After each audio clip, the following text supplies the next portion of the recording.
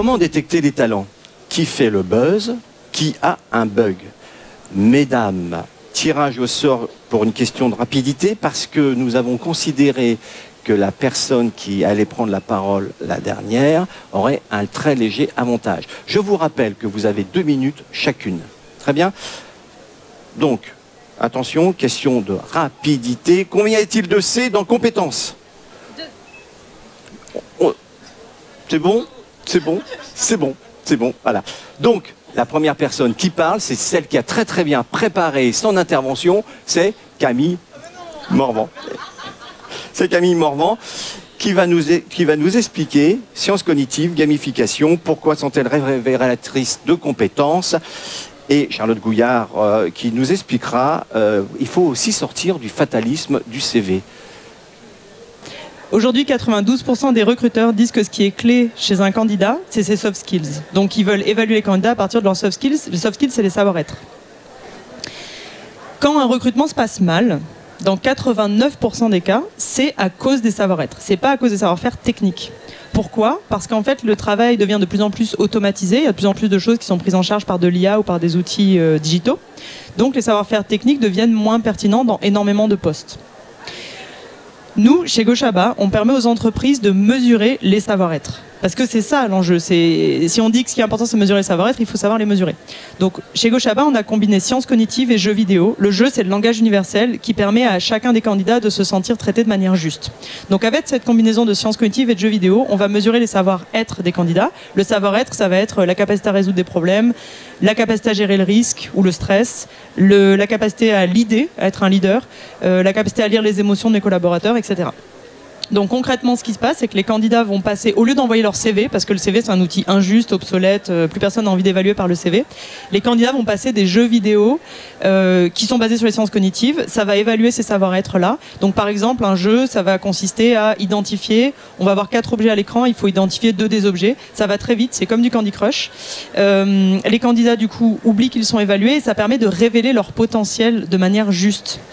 Donc c'est juste, 1, parce qu'il y a moins d'erreurs de recrutement avec Gochaba, et c'est juste 2, parce que au lieu de recruter sur le pédigré, sur le CV, sur est-ce que j'ai fait une grande école ou pas, on va recruter sur le talent réel du candidat. Donc on est très fiers aujourd'hui d'accompagner un certain nombre de grandes entreprises. L'idée c'est de révolutionner complètement la façon dont le recrutement se passe. Donc on le fait avec des grandes entreprises, avec des grands comptes, pour que ça soit vraiment une lame de fond et qu'on change complètement la façon dont le recrutement est fait aujourd'hui. Rapporter un peu plus de justice et travailler la marque employeur de nos clients. Alors, l'idée, c'était de se dire, en tant que chargé de recrutement ou responsable recrutement, comment on arrive à sortir du fatalisme du CV. En fait, aujourd'hui, une chargée de recrutement, quand elle regarde un CV, elle a 2 choses très prégnantes dans le CV, c'est la formation académique et l'expérience professionnelle. La formation académique, voilà, c'est quelque chose qu'on a toujours regardé, mais aujourd'hui, l'enseignement supérieur est en train de totalement se transformer et on n'a plus le triptyque classique de l'école de commerce, l'école d'ingénieur et de l'université. En fait, aujourd'hui, on a beaucoup plus de maillage dans les formations académiques qui existent avec des bachelors, des MSc, des formations qui sont ingénieur-manager, manager-ingénieur. Et on a même aujourd'hui des formations certifiantes en ligne avec des choses comme Open Classroom, Coursera ou encore des MOOC certifiants d'université à l'étranger. Et ça, comment on valorise ces formations-là qu'on connaît peu, qui sont peu connues sur le marché, et comment on les valorise en tant que chargé de recrutement pour notre sélection. Deuxième sujet, c'est l'expérience professionnelle.